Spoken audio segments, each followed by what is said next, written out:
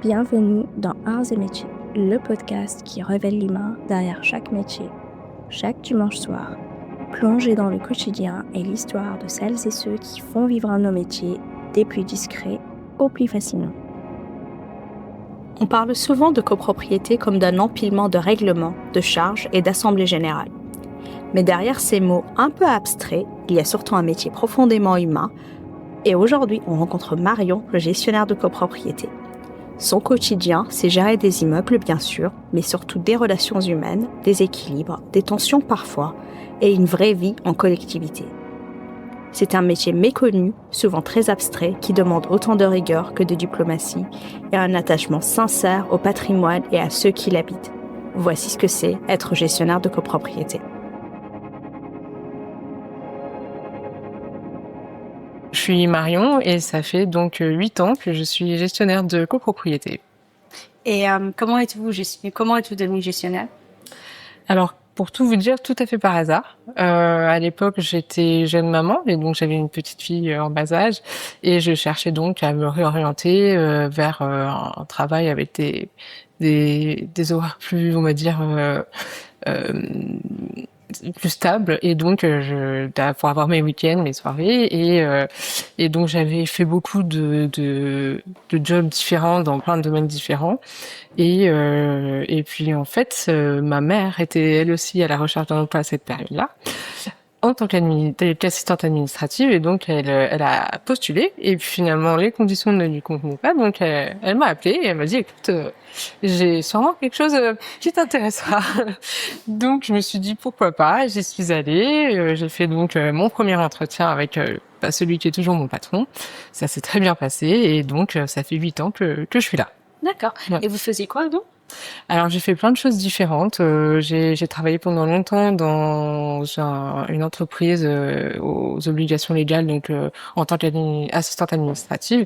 Et puis après j'ai fait plein de jobs dans le commerce, dans la vente. J'ai fait plein de choses différentes.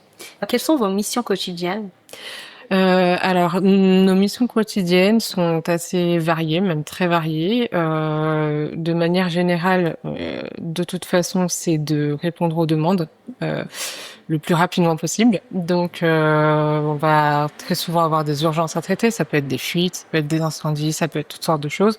Donc ça remplit beaucoup nos journées. Et puis, il y a bien évidemment la préparation des assemblées générales, à venir. Et puis le traitement de dossiers qui sont déjà passés, les travaux, donc le suivi des travaux en cours et puis la préparation de ceux qui vont arriver. Et puis après, tout le reste est complété par du suivi de sinistres, des procédures judiciaires, beaucoup de communication. On reçoit énormément d'appels, de mails pour plein de demandes diverses. Et puis, il y a évidemment la relation avec les fournisseurs. Donc, solliciter les fournisseurs, les relancer, et puis suivre tous les dossiers un peu dans tous les sens et faire en sorte que ça fonctionne. Voilà. Et j'avais une question par pure curiosité. Est-ce qu'il y a une période de l'année où sont calés en fait les AG ou c'est en fonction de l'immeuble qui décide de la période? Alors les assemblées générales en fait c'est réglementé, c'est-à-dire qu'elles doivent être faites dans les 6 mois qui clôturent les comptes d'un immeuble. Donc quand un immeuble a un exercice du 1er janvier au 31 décembre, forcément ça doit être tenu avant la fin juin. C'est pour ça que généralement nos assemblées générales sont très concentrées sur le premier semestre de chaque année, mais il y a de plus en plus d'immeubles qui ont des exercices décalés, donc ce qui nous permet d'avoir des assemblées plutôt parfois en deuxième semestre. Mais de manière générale, la période la plus chargée reste entre, on va dire, février et juin. C'est la période à laquelle toutes les convocations généralement sont faites et les AG donc tenus. D'accord. Et à quel moment, donc vous disiez que c'était arrivé par hasard, mais à quel moment, quand vous avez passé votre entretien et que vous avez commencé ce boulot, avez-vous compris que ce métier allait devenir le vôtre? Alors, je l'ai pas compris tout de suite parce qu'en fait, quand j'ai commencé, comme je vous le disais, en tant qu'assistante administrative et en fait, j'ai très vite été enrôlée dans le fonctionnement de la copropriété, donc au-delà de mon job d'assistante administrative, puisque j'ai très vite participé aux assemblées générales. Alors, je les tenais pas toute seule, bien sûr, mais j'ai participé et aux conseils syndicaux et aux visites d'immeubles. Donc, en fait, j'ai très vite été imprégnée imprégné de la gestion de copropriété et pour tout vous dire, plusieurs fois j'ai songé à arrêter parce que très vite je me suis rendu compte de la pression qu'on pouvait supporter parce que il y a beaucoup de demandes et puis ça tout va très vite. Aujourd'hui c'est par mail, c'est par téléphone, donc il faut que tout aille très vite et c'est vrai que parfois c'est un peu lourd quand on n'est pas préparé.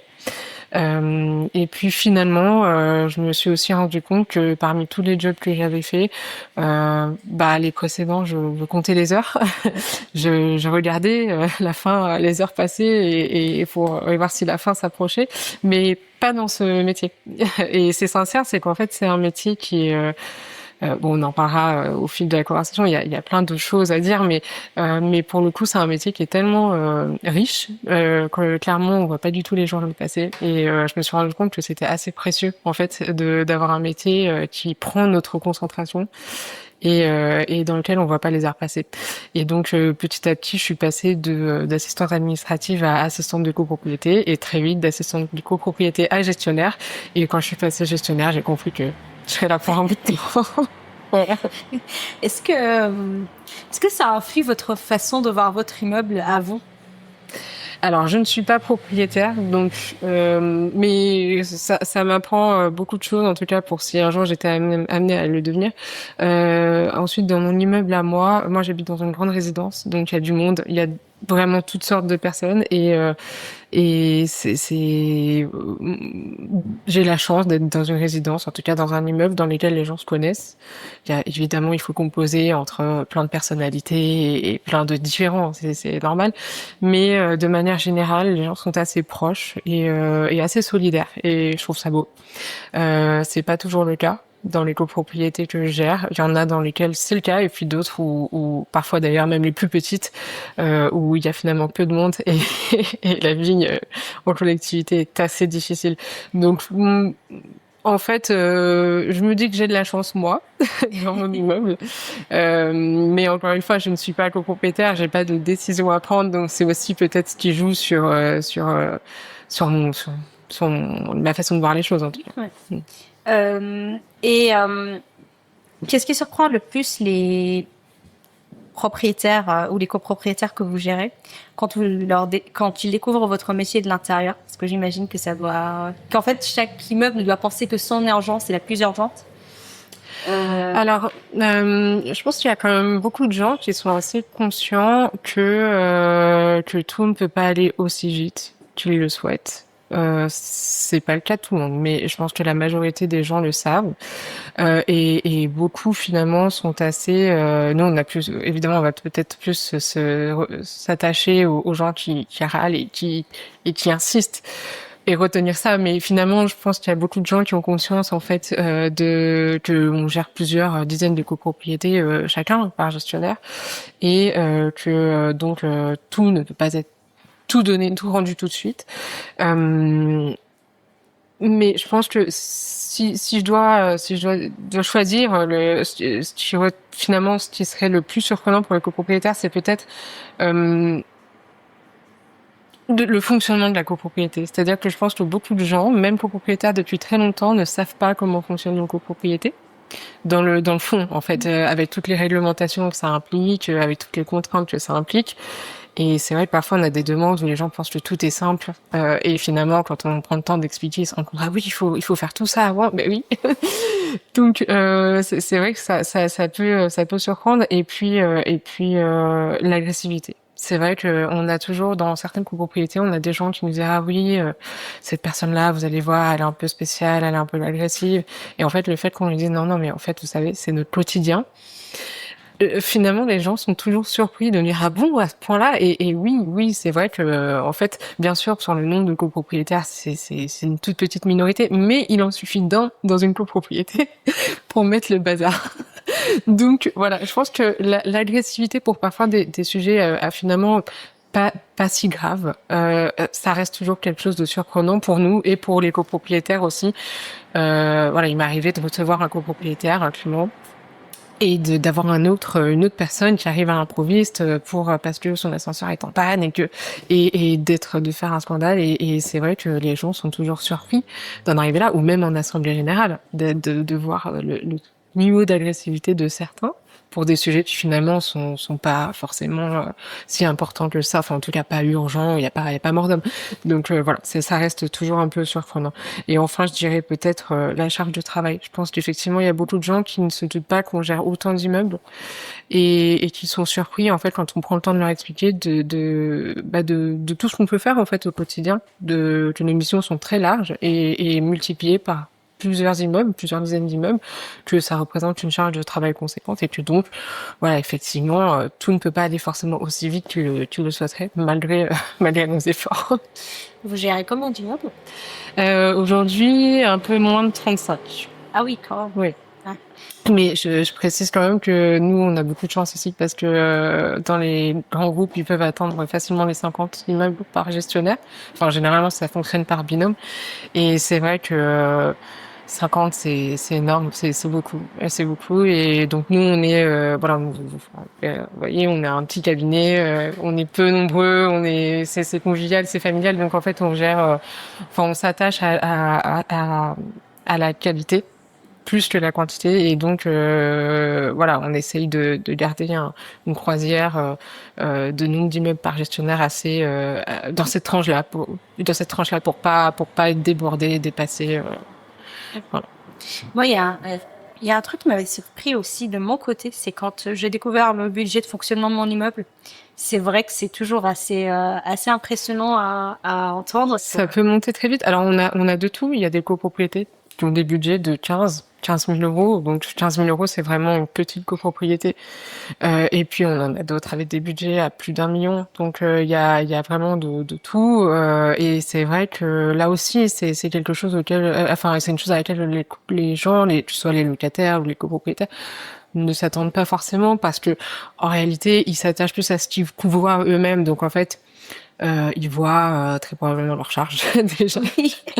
Et puis la société qui fait le ménage, mais derrière il y a pas forcément une visibilité sur tous les travaux qui sont réalisés, sur les contrats de maintenance, sur si vous habitez dans une grande copropriété, les contrats de sécurité qu'il y a au quotidien qui coûtent très cher, les audits qu'il peut y avoir, les obligations gouvernementales qui sont de plus en plus nombreuses avec parfois des missions d'audit à faire assez importantes. Et c'est vrai qu'en fait un budget de 400 000 euros pour une copropriété moyenne, c'est pas si élevé que ça. Enfin, voilà, c'est pas en tout cas anormal si c'est un gros immeuble mais c'est vrai mais c'est très intéressant. En fait, j'invite vraiment les gens qui le souhaitent à se pencher sur la question parce que encore une fois, c'est quelque chose qui quand on prend le temps de comprendre le fonctionnement d'une copropriété, je pense qu'on se rend compte de beaucoup de choses.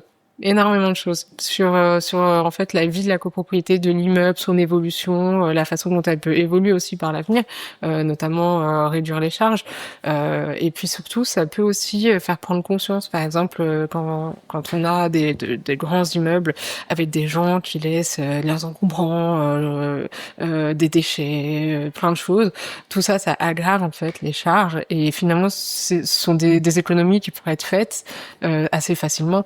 Donc c'est vrai que c'est aussi une prise de conscience pour les gens de peut-être améliorer certaines choses, peuvent leur faire gagner des sous aussi au quotidien. Alors, quelle est la partie invisible de votre travail que personne n'imagine? Je dirais peut-être le stress.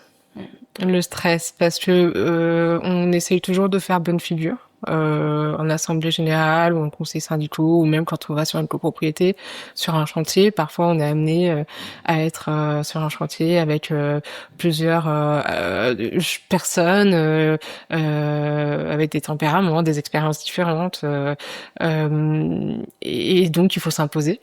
Il faut parfois s'imposer, surtout peut-être quand on est une femme sans vouloir mettre ça sur le tapis, mais pour moi, c'est une réalité, c'est que quand on est sur un chantier, parfois il faut savoir s'imposer. Et donc ça peut provoquer aussi pas mal de stress parce que en fait, quand on est en assemblée générale face à plusieurs dizaines de personnes, plusieurs fois, parfois par semaine, ça arrive plusieurs fois par semaine, voire même par jour.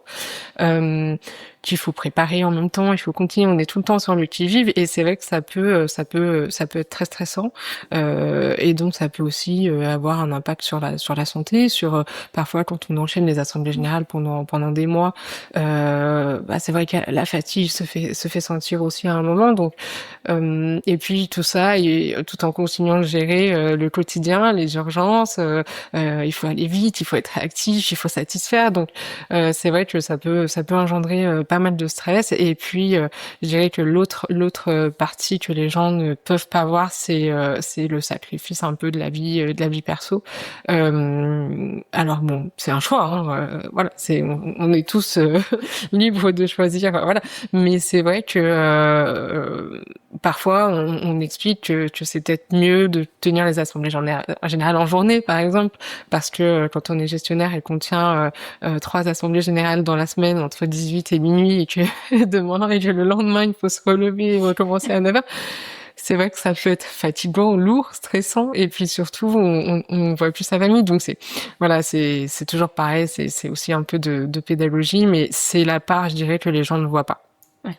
Et comment est-ce que vous arrivez à vivre avec ce stress quotidien du coup, parce que c'est pas évident, il y a le stress en continu, il n'y a pas de période calme forcément, chaque immeuble vivant sa propre vie. Comment est-ce qu'on arrive à faire la part des choses avec un stress quotidien? On prend du recul. Parfois c'est tout simplement pas possible. Il y a des périodes où on rêve boulot, on se réveille boulot et voilà. Mais en même temps, je me dis que c'est un stress bon, positif peut-être pour les autres du coup, mais voilà, c'est qu'on est impliqué dans son travail. Donc je vois pas forcément comme quelque chose de tout le temps négatif, mais je dirais que il faut aussi prendre du recul, essayer le plus possible. C'est dur les premières années, c'était un peu dur quand on est impliqué et qu'on est concerné, c'est un peu dur de prendre du recul sur certaines situations. Puis on se remet tout le temps en question. Et puis avec l'expérience, on se dit que de toute façon, tant qu'il n'y a rien de grave, voilà, les choses se passent, ça avance. Voilà, parfois ça avance pas aussi vite qu'on voudrait, mais ça avance. Et puis on prend les choses en main et on trouve des solutions même quand on a des situations à problème et on prend du recul. Voilà, tant qu'on a la santé, enfin, en tout cas c'est ma vision des choses, c'est tant qu'on a la santé, on peut tout faire et voilà, l'essentiel c'est de préserver la santé justement. Donc essayer de prendre du recul, de se reposer quand on peut. On va beaucoup parler d'assemblée générale, mais à quoi ressemble le travail en amont de l'assemblée générale avant que tout le monde ne se retrouve dans la même pièce? Comment se fait toute la préparation?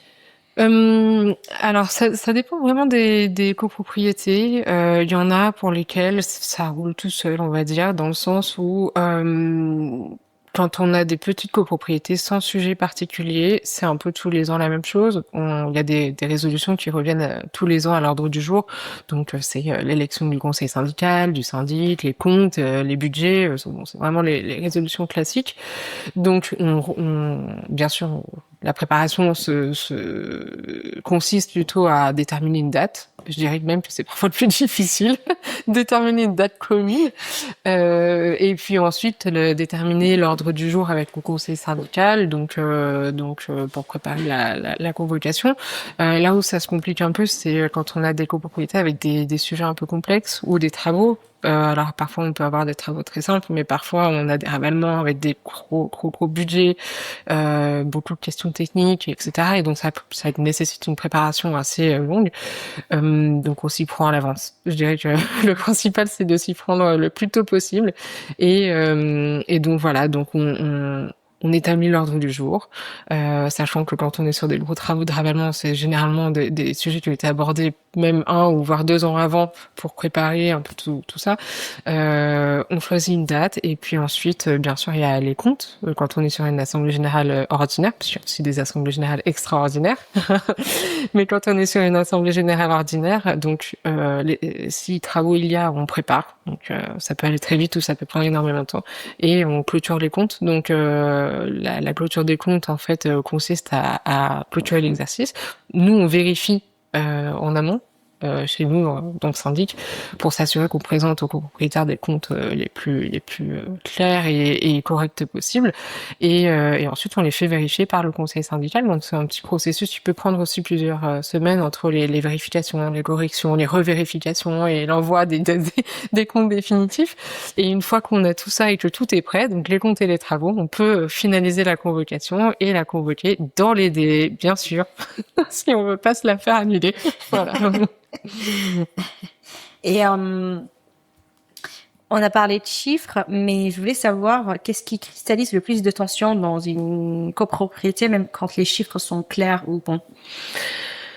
Les relations humaines, sans hésiter. Sans hésiter, parce que dans une copropriété, même sans problème technique, il suffit qu'il y ait des gens qui s'entendent pas et en fait, on peut plus rien faire.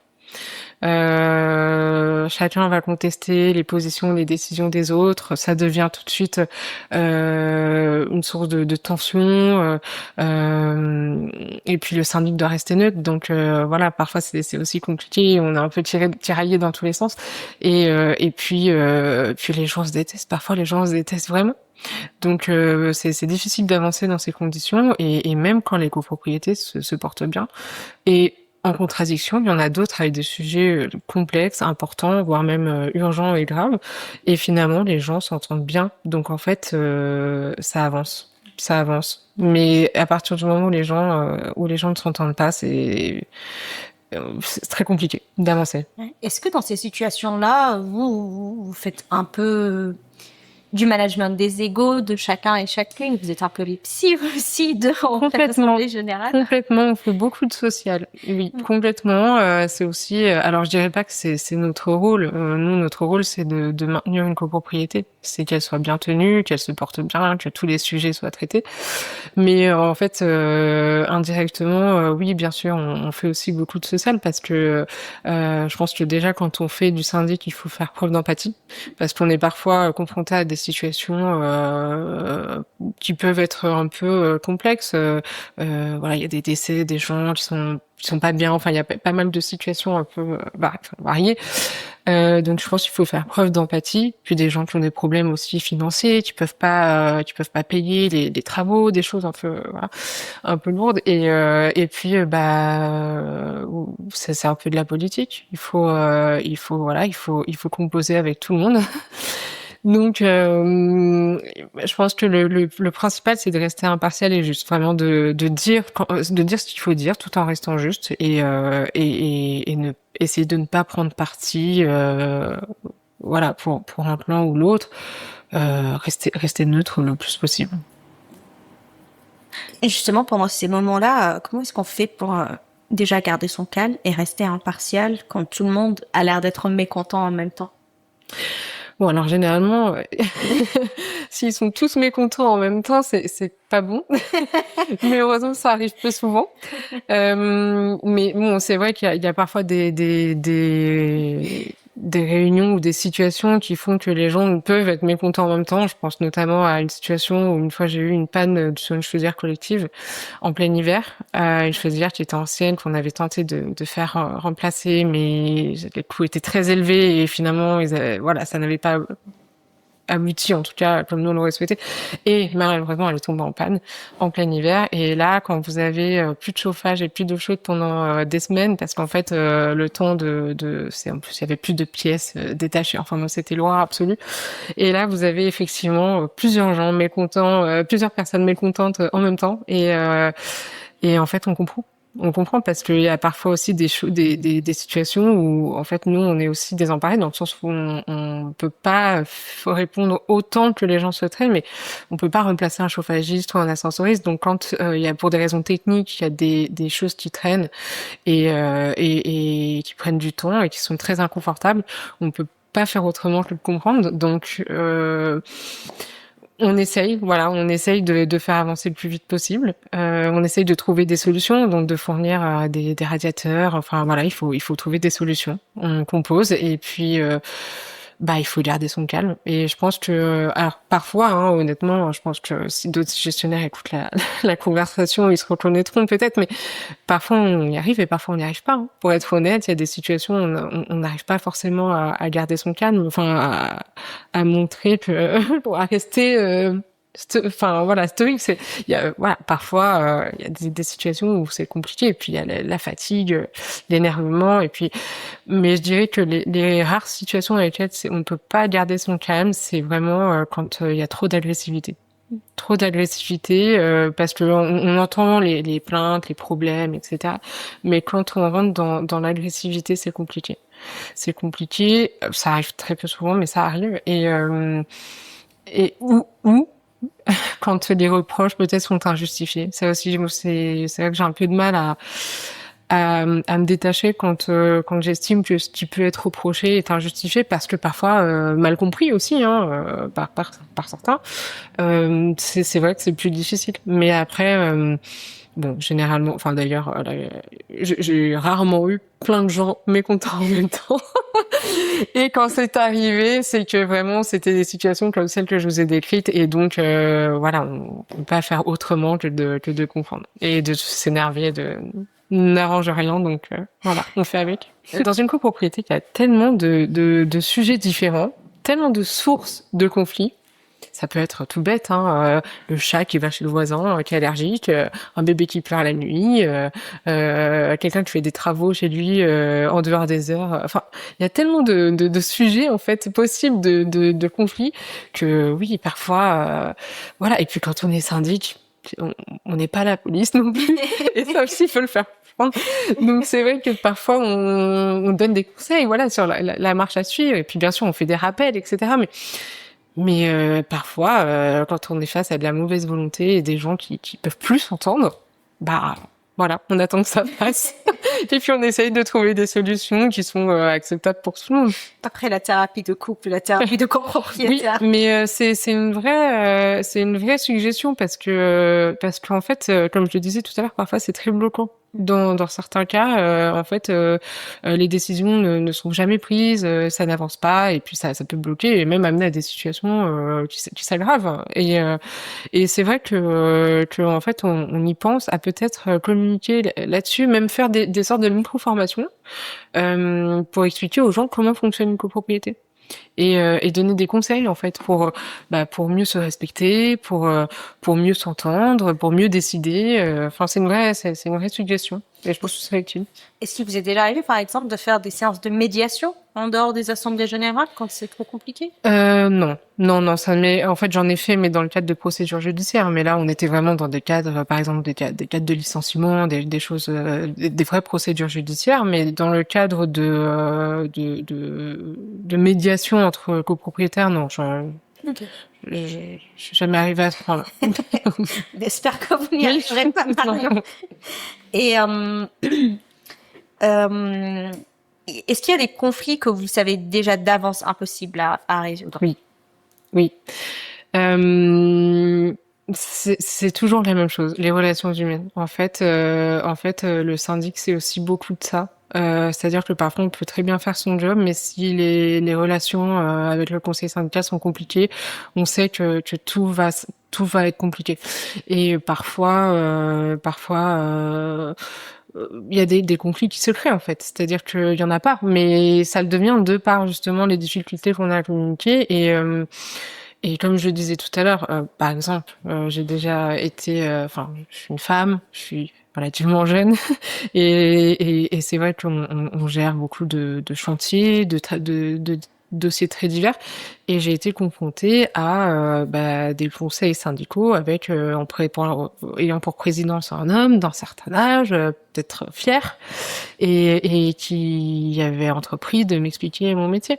Donc quand quelqu'un veut vous apprendre votre métier et qu'il pense le savoir mieux que vous, alors que vous vous rendez compte que ce n'est absolument pas le cas et que potentiellement même ça peut être dangereux parce qu'il peut inciter la copropriété à prendre de mauvaises décisions et c'est vraiment je parle en connaissance de cause, que vous avez un devoir de conseil et le devoir de protéger la responsabilité aussi du cabinet.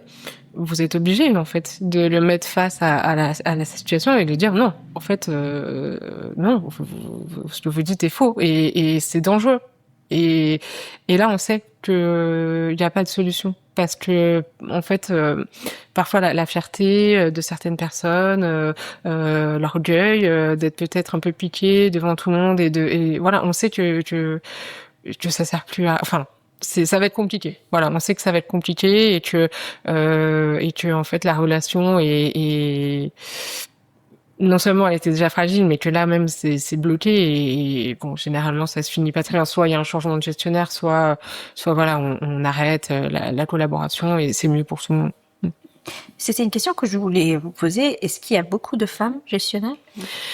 En fait, je me suis posé la question justement dans le cadre de notre rendez-vous et en fait je sais rien parce que pour tout vous dire, dans mes confrères et consoeurs, j'ai l'impression que c'est un peu équivalent. J'ai l'impression d'avoir affaire à autant de femmes que d'hommes. Donc je ne sais pas quelle est la part, mais il y en a beaucoup. Il y en a beaucoup. Ok. Et alors, on a parlé des conflits impossibles à résoudre, mais qu'est-ce qui fait qu'une copropriété fonctionne bien au-delà des chiffres? Les relations humaines aussi? Oui. Ok. Ouais, complètement. Comme je le disais tout à l'heure, on peut avoir des copropriétés avec des difficultés techniques, des sujets un peu importants, un peu compliqués.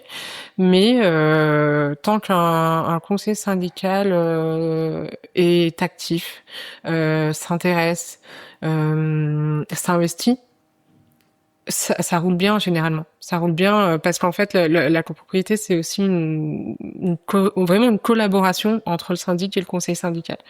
Parce que le syndic n'est pas sur place, donc il peut pas avoir les yeux partout et la mission du syndic c'est peut-être dans la tête de certains de faire ce qu'on lui dit, mais en fait c'est aussi de comprendre beaucoup de choses, le fonctionnement de plein de choses et puis aussi le fonctionnement des gens entre eux et avoir un conseil syndical qui est sur place, qui informe mais qui fait le tri aussi parce que on peut avoir des copropriétés où plein de gens nous envoient le même signalement. Et parfois, c'est même des demandes qui sont complètement obsolètes. Donc, ça crée des dépenses inutiles. Enfin, voilà.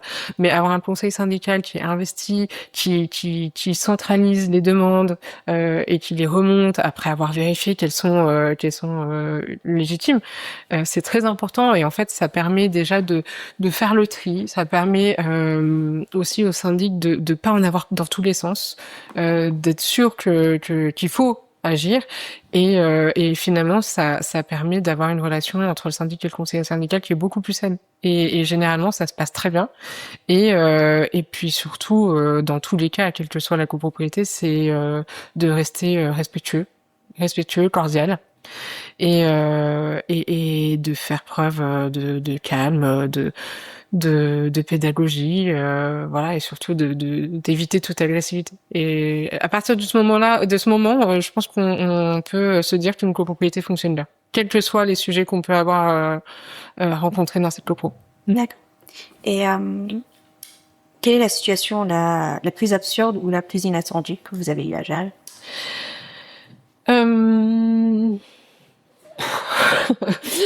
Absurde, bof. J'ai pas eu, j'ai été assez épargnée. J'ai pas eu de situation complètement folle. Mais c'est vrai qu'on a j'ai eu des problèmes de voisinage. Alors des bagarres entre voisins pour un chien, un chat qui va sur la terrasse de l'autre. Ça on en a eu. Ou les plantes de dessus qui coulent chez le voisin d'en dessous. Et puis alors ça prend des proportions pour voilà.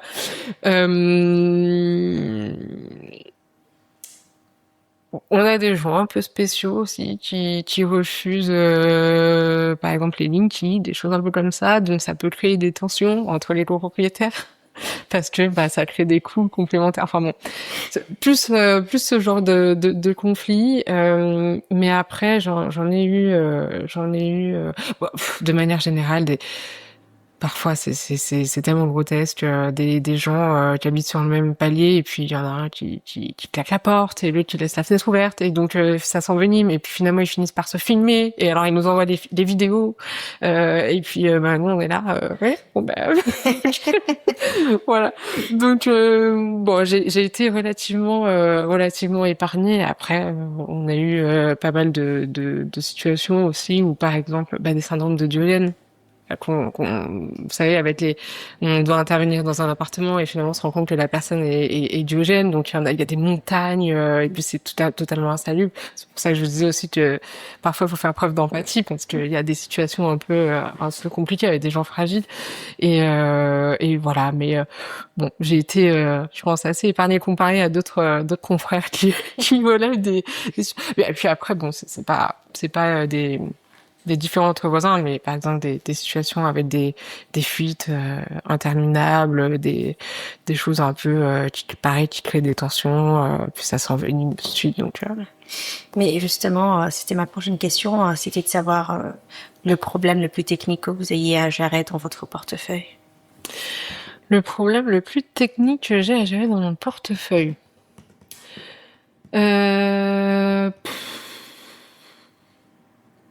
Poser des pics à pigeons sur une façade qui n'a pas de rebord.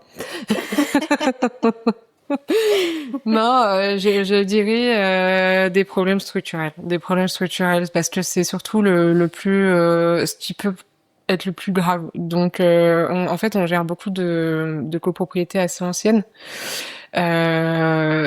Donc on a des copropriétés quand même avec des sujets structurels, et il faut mettre le paquet. Il faut mettre le paquet, et il faut faire comprendre aux gens que parfois, très récemment, on a eu une copropriété dans laquelle on faisait juste une rénovation de la cage d'escalier, et en grattant les peintures, ils se sont rendus compte que la poutre en dessous était complètement rongée. Donc il faut prendre les mesures.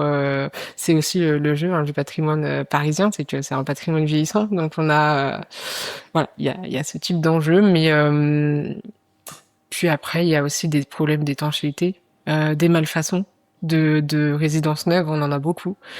Donc des résidences qui ont 10 ans à peine, et puis dans lesquelles il faut tout refaire. Donc et quand on a des affaissements, par exemple, ça nous est arrivé, des résidences neuves construites sur d'anciennes carrières qui s'affaissent. C'est compliqué à reprendre. Alors, on en a beaucoup parlé, mais on va revenir aux relations humaines. Est-ce que ce métier vous a appris sur les relations humaines? Je pense que principalement le fait qu'on ne puisse pas plaire à tout le monde.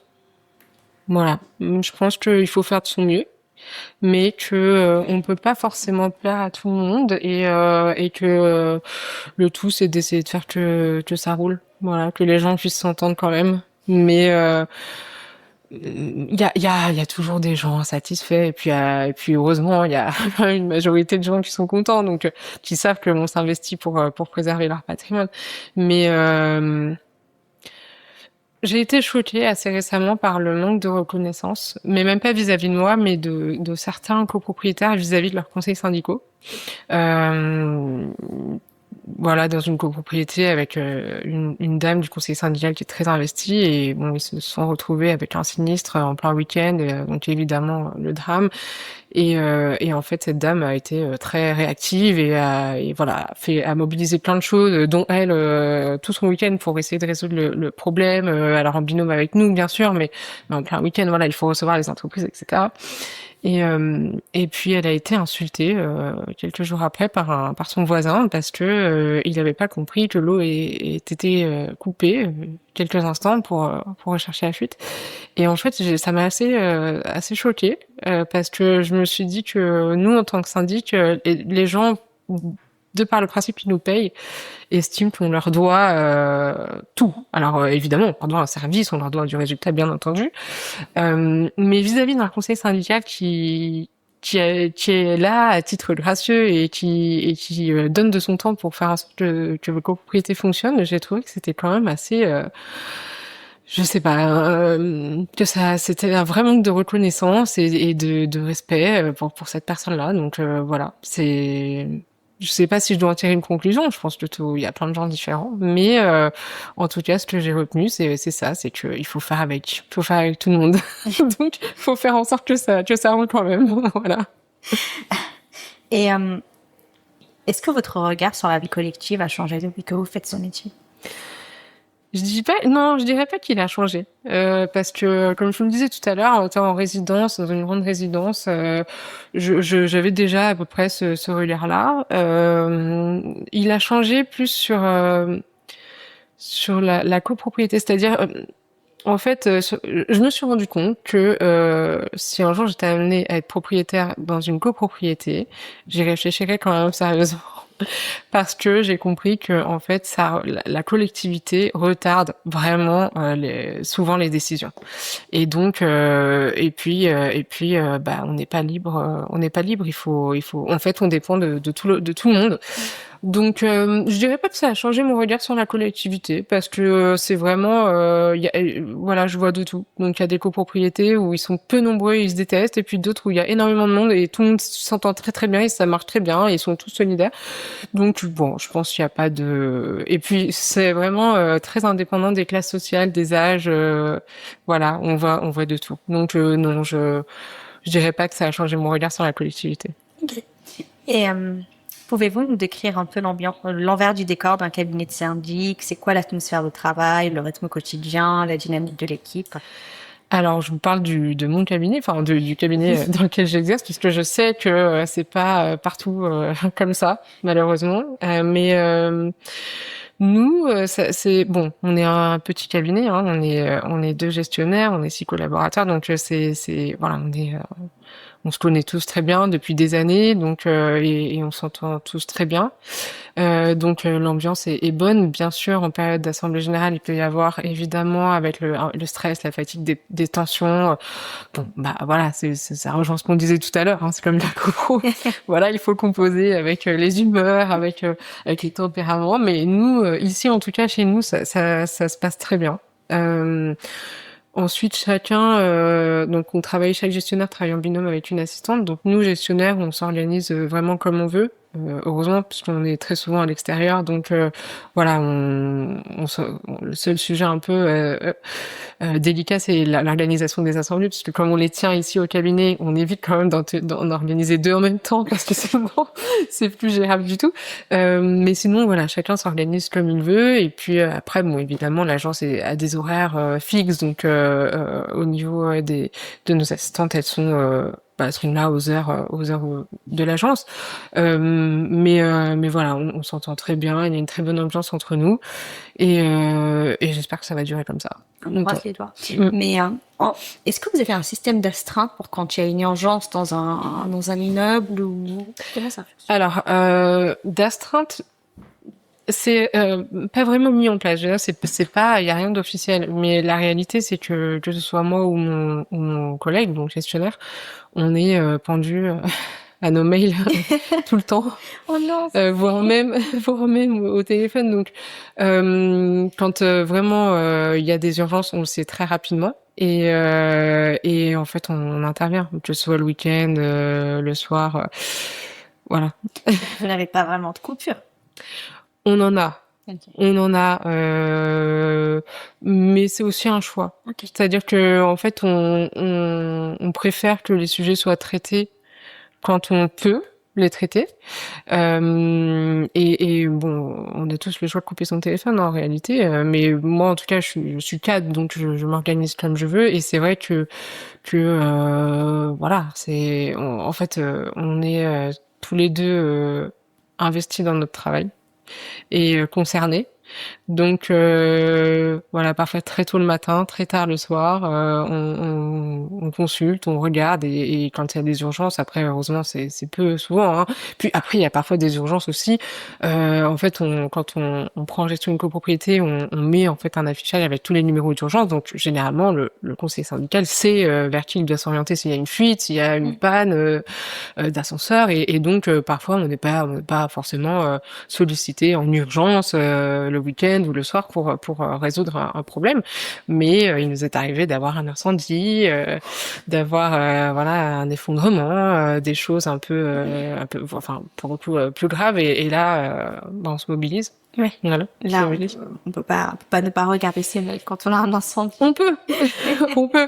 Mais bon, non, mais après, voilà, il faut aussi, de manière générale, les gens n'abusent pas. Enfin, déjà, mon numéro de perso, très peu de gens l'ont. Ce sont souvent les présidents de conseils syndicaux qui l'ont pour les vraies urgences. Et généralement, les gens n'abusent pas. En tout cas, pour mon cas, moi, les gens n'abusent pas. Donc, voilà. Mais en tout cas, on surveille. Okay. On surveille. Est-ce que vous avez eu à gérer un conflit entre voisins un peu surprenant et quel était le contexte? En plus de ce que je vous disais tout à l'heure, non, il y a une situation une fois qui était assez surprenante, c'est qu'en fait, dans une copropriété que je gère depuis longtemps, il y a un conflit de voisinage au dernier étage.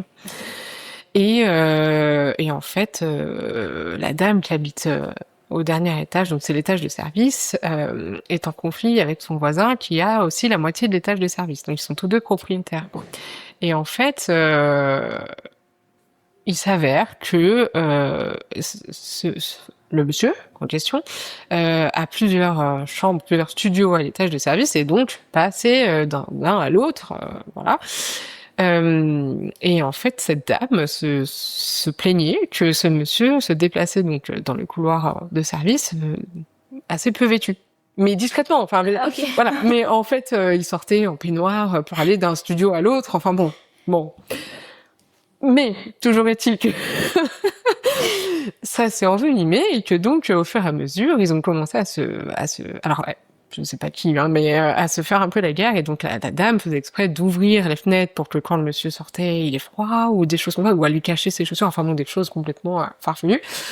Et puis à le filmer. Enfin bon, voilà. Et toujours est-il que arrivée l'âge, cette dame, donc en plein milieu de l'Assemblée générale et en dehors de tout contexte, sans aucune transition, a sorti des photos de ce monsieur en petite tenue dans les parties communes. Et donc, en pleine assemblée générale, quand vous parlez de ravalement et que quelqu'un vous sort des photos de son voisin en petite tenue, c'est vrai que j'étais assez bon, évidemment je suis partie en fou rire, hein, j'ai pas fait autrement, mais j'étais pas la seule. D'ailleurs le voisin concerné aussi. Mais je dirais que c'est vraiment c'est une situation qui m'a marquée. Je me suis dit que les gens étaient quand même capables de faire ce genre de choses. Bon, voilà. Bon, mais c'est globalement c'est ce genre de sujet-là. Voilà. Et quel est l'objet le plus inattendu qui a été découvert dans les parties communes? Alors, j'ai été épargnée. J'ai été épargnée parce que je sais que d'autres gestionnaires trouvent parfois des choses un peu louches. De la drogue. Okay.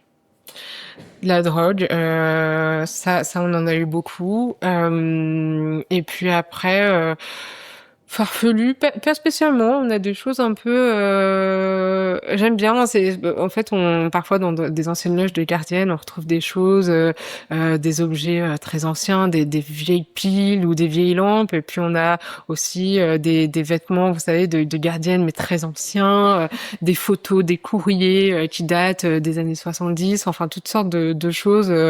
Bien sûr, on a des caisses de vin, des choses, voilà. Mais j'ai pas eu, contrairement à certains de mes confrères, j'ai pas eu de choses plus louches que ça.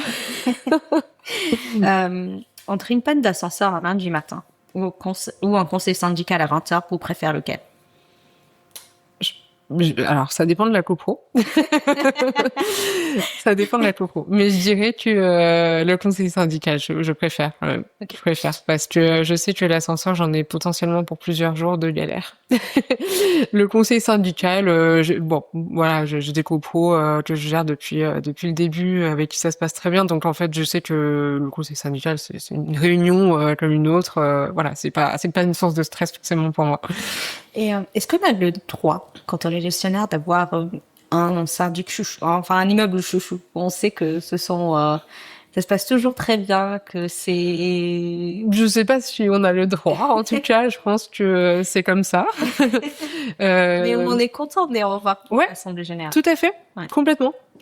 J'en ai plusieurs que je suis depuis quasiment le début. Et en fait, ça se passe toujours bien. Même, ils sont pas d'ailleurs forcément des petites copropriétés. Hein. Il y en a une qui est quand même assez conséquente, mais ça se passe toujours bien et c'est agréable et ça fait plaisir. Et l'assemblée générale dure 2 heures et on parle de plein de choses et même parfois, après l'assemblée générale, on reste encore un peu et on discute de sujets divers et voilà. Et bon, heureusement, heureusement. Et, à quoi ressemble une journée type pour vous? Une journée type, très tôt au réveil. Concrètement, au réveil, ouverture des mails sur mon portable, c'est pas bien. Ouais, c'est pas bien. C'est pas bien. Je disais tout à l'heure qu'il faut prendre du recul, mais c'est voilà. Très tôt, regarder les mails. Déjà évacuer tout ce qu'on peut évacuer. Parfois il y a des demandes qui sont relativement simples à traiter, donc voilà. Et puis après, donc une journée type. Si on n'a pas de rendez-vous de chantier, si on n'a pas d'assemblée générale, si on n'a pas de conseil syndical, si on n'a pas d'expertise, si on n'a pas de rendez-vous avec l'avocat pour une procédure, si on est à l'agence, je dirais qu'une journée type, c'est regarder les mails, traiter un maximum. Il y a forcément dans le lot des urgences, donc on se met dessus. C'est des appels. Alors on est très souvent sollicité de manière dire impromptu, donc on répond le plus possible. Donc les mails, les appels, et puis on relance les fournisseurs parce que la demande qu'on a envoyée la veille a-t-elle été prise en compte. Voilà, on relance, on regarde ce qu'on a en cours, et puis on suit les chantiers, même si on n'est pas forcément tous les jours sur place, mais on se renseigne, voilà. Et puis c'est tellement varié en fait, je sais même pas par quoi commencer. À part les mails, ça c'est vraiment la chose qui revient tous les jours, mais il y a tellement de choses qu'on peut faire en une journée. En ce moment, clairement ma journée consiste en grande partie à préparer les assemblées générales, donc je passe beaucoup de temps là-dessus. Sur Excel. Sur Excel? Non. Non. Pour les clôtures budgétaires, non? Non, on a un logiciel quand même. Non, Dieu merci, on a un logiciel qui nous permet de faire tout ça plus rapidement que sur Excel. Mais voilà, quand on a des assemblages avec des travaux, ça prend beaucoup de temps à préparer. Dans quel cadre est-ce qu'on pourrait être emmené en tant que gestionnaire, à être en lien avec un avocat pour une procédure? Oh, ça va très vite. Ça peut être un contentieux pour un impayé de charge, par exemple. Okay. Ça, je dirais, c'est ce qu'il y a de plus fréquent. Donc, quand on a quelqu'un qui a des difficultés, qu'elle nous en informe, on fait le nécessaire, on fait preuve de souplesse. Et puis parfois, il y a des gens dont on sait que ils ont la capacité et qui font mine de pas savoir. Enfin, voilà. Qui récupèrent pas leur courrier, on sait que c'est plus une question de volonté, et donc ça en fait ça va assez vite. Donc parfois on est effectivement confronté à ce type de procédure là, souvent. Et des licenciements pour des employés d'immeubles. Vous me demandiez tout à l'heure les conflits entre copropriétaires, mais il y a aussi les conflits entre les copropriétaires et leurs employés d'immeubles et qui sont beaucoup plus farfelus parfois que les conflits entre copropriétaires. Mais voilà, en tout cas, qui amène parfois à devoir licencier un employé d'immeuble, et donc parfois ça part effectivement en procédure. Il suffit qu'il y ait une fuite qui s'aggrave, qui cause trop de dommages dans l'appartement d'en dessous, et puis voilà, ça peut très vite partir en procédure judiciaire. Donc il y en a pas tant que ça. Et puis des nuisances parfois, des nuisances dans certains immeubles. Et puis là, par exemple, typiquement les dernières que j'ai en date, c'est un confrère. Donc on a récupéré une grosse copropriété, et le confrère, qui est un grand groupe que je ne nommerai pas, ne nous a pas remis les pièces nécessaires pour récupérer l'immeuble. Donc en fait, on a récupéré l'immeuble il y a 1 an. Et on n'est toujours pas en mesure de travailler correctement. Et voilà, malgré les relances, les courriers, on n'a pas eu de suite, donc on a été obligé d'assigner. Et c'est une procédure qui est compliquée parce que en fait tout le monde est parti de chez eux, donc plus personne n'a l'historique, plus personne ne sait. Et en fait, il y a des gros dossiers dans cette copropriété-là parce qu'il y avait eu le promoteur avait été attaqué, donc il y avait une indemnisation très importante de plusieurs centaines de milliers d'euros, donc il faut reconstituer la trésorerie. Donc c'est très compliqué et donc on a signé et d'ailleurs on a gagné. Donc on espère qu'on aura une suite très rapidement. On croise les doigts. Et quel est votre plus beau souvenir dans ce métier? C'est tout bête, mais je pense que c'est la première fois que j'ai suivi un dossier de ravalement, un chantier de ravalement, et en fait je suis montée, donc c'est un immeuble dans Paris, dans le 18e, et je suis montée donc tout en haut de l'immeuble pour voir le chantier, et en fait il y avait une vue magnifique sur Paris, sur Montmartre, c'était très beau, et en fait ça reste un très bon souvenir.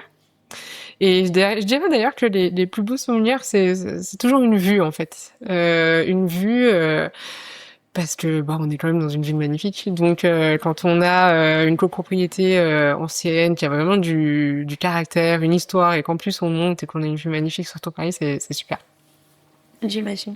Et à l'inverse, un moment qui a été dur. Un moment qui a été dur, je dirais que c'est une fois au cours d'un conseil syndical avec une seule personne, c'est-à-dire que j'ai j'ai toujours l'immeuble en gestion, hein, ça va beaucoup mieux, mais j'ai très bonne relation avec le conseil syndical, mais il y a une personne qui est par ailleurs majoritaire, avec qui j'avais beaucoup de conflits parce que il y avait beaucoup d'incompréhension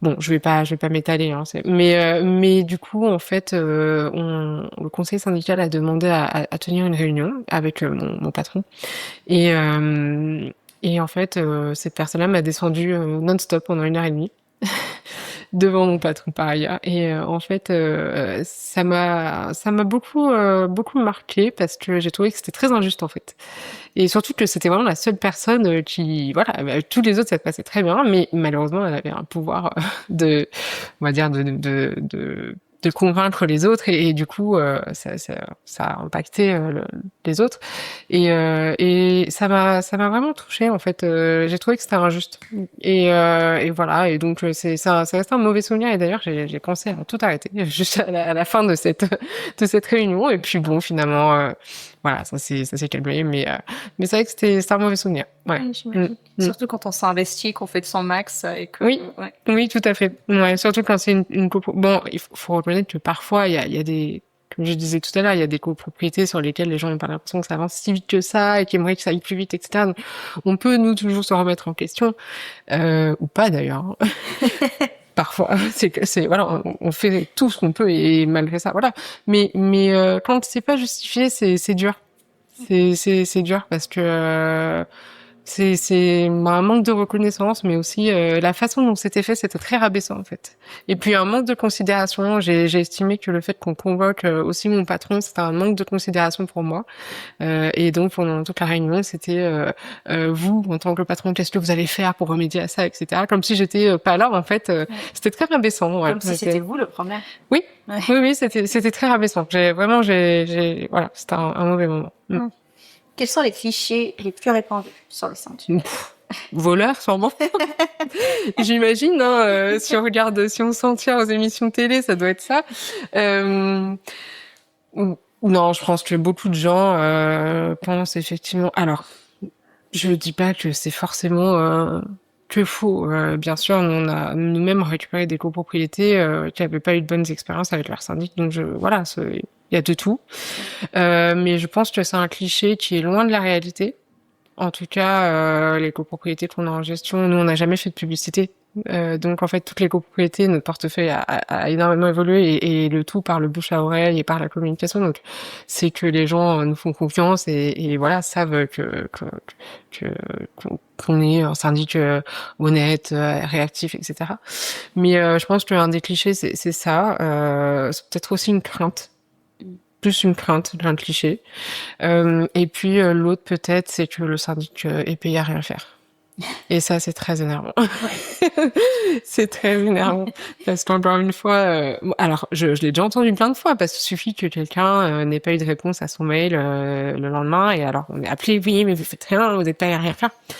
Et je l'ai déjà proposé, mais de tout mon cœur, de m'accompagner dans une journée, une seule, pour voir un peu comment est composée la journée et voir si effectivement on ne fait rien. Parfois on a des mails qui arrivent, bon c'est des publicités ou des choses qui en fait dont on est en copie, parce que il y a beaucoup de ça aussi, on est en copie de tout, y compris de la fête des voisins. Donc donc voilà, faut faire le tri. Mais c'est vrai qu'on a énormément de mails. Ouais.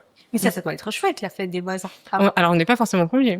Oh non. On l'a déjà été, mais on n'est pas forcément conviés, mais en tout cas, voilà, de conversations vraiment de chat entre les résidents, même pas que les copropriétaires, hein, les résidents, et qui nous mettent en copie par mail. Très content qu'ils fassent des fêtes, mais voilà, mais bon, disons que ça encombre potentiellement notre boîte mail. Oui, ouais.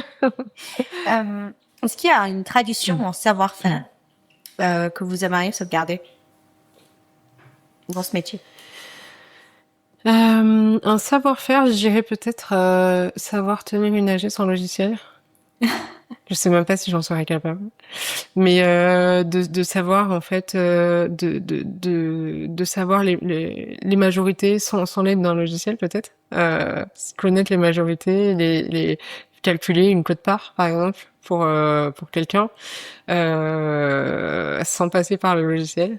Je pense que c'est peut-être amené à se perdre, peut-être. Après, bon, on crache pas sur la technologie, hein, surtout nous, quand on est en assemblée générale, heureusement qu'on est équipé.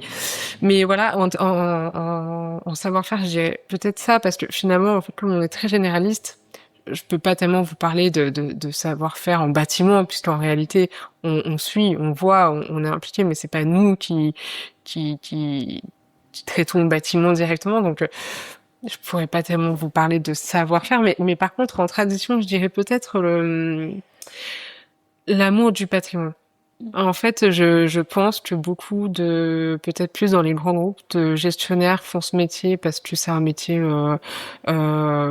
plus pour avoir un métier alimentaire, sans forcément s'impliquer ou se passionner par le métier. Et puis qui s'en tiennent à cliquer sur un logiciel et à consulter l'IA peut-être. Et en fait, j'espère que à l'avenir, ça restera un métier de passion aussi, même quand on c'est pas forcément une vocation, mais quand on y est et qu'on s'y intéresse vraiment, c'est tellement enrichissant que ce serait dommage, voilà. Mais comme je disais tout à l'heure, je trouve ça beau d'aller dans un bel immeuble, du charme, du caractère, une vie, une âme, et puis parfois dans de très beaux endroits. Voilà, j'aimerais que les gens continuent à s'y intéresser. À aimer le patrimoine.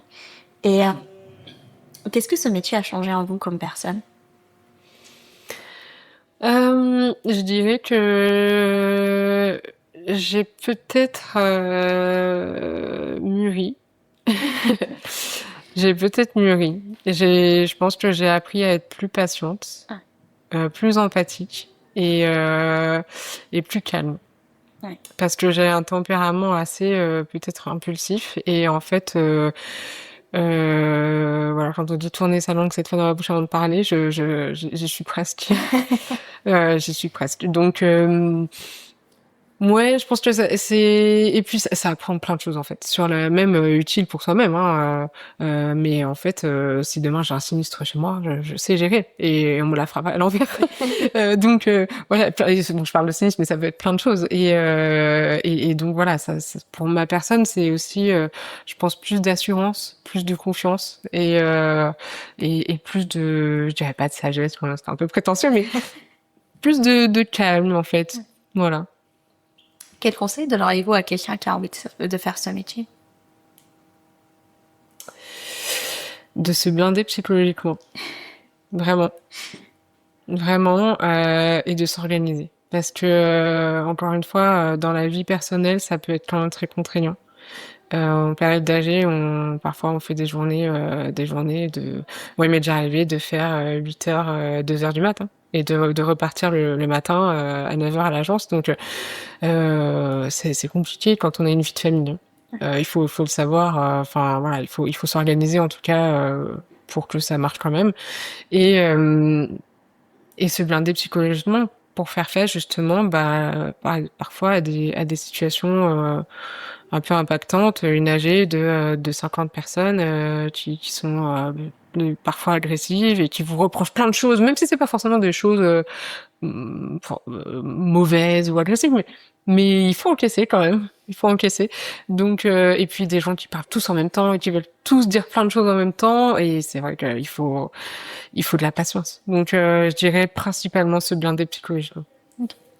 Et comment, si votre métier était une image, laquelle ce serait?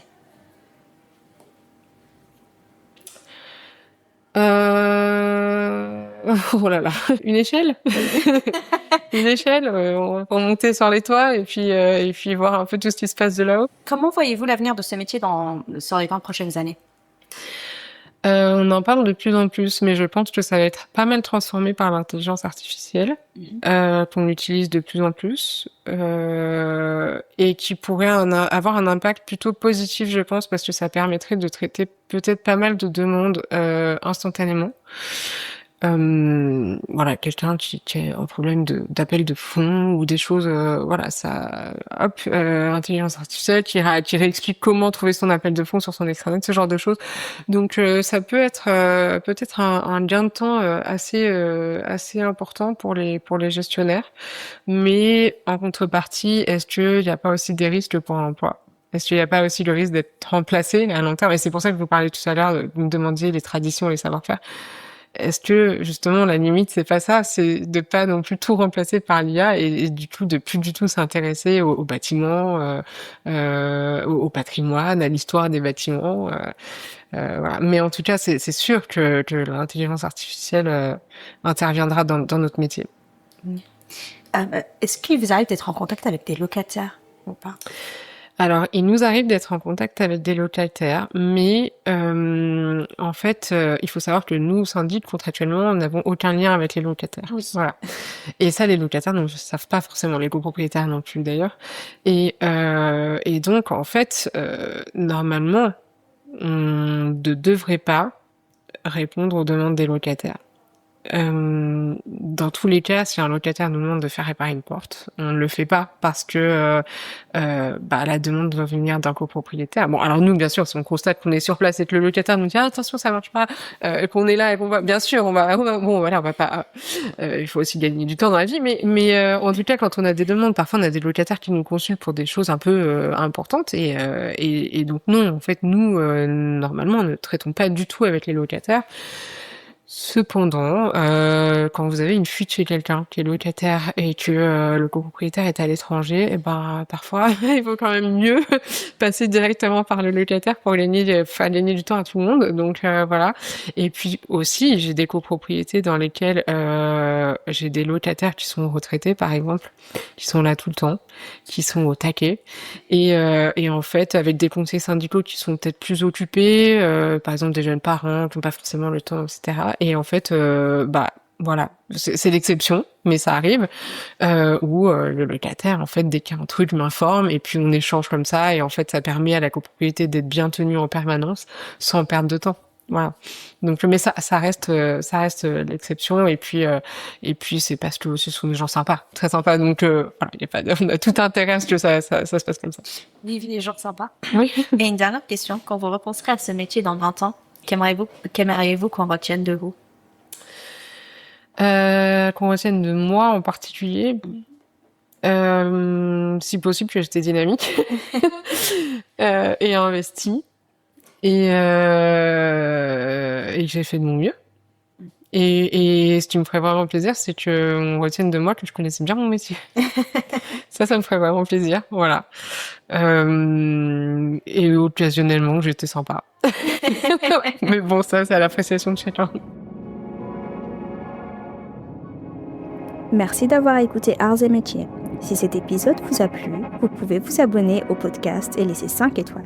Et si vous souhaitez vous aussi raconter ou suggérer un métier, écrivez-moi sur artsetmétiers.podcast@gmail.com. On se retrouve dimanche prochain pour un nouveau métier et pour une nouvelle personne.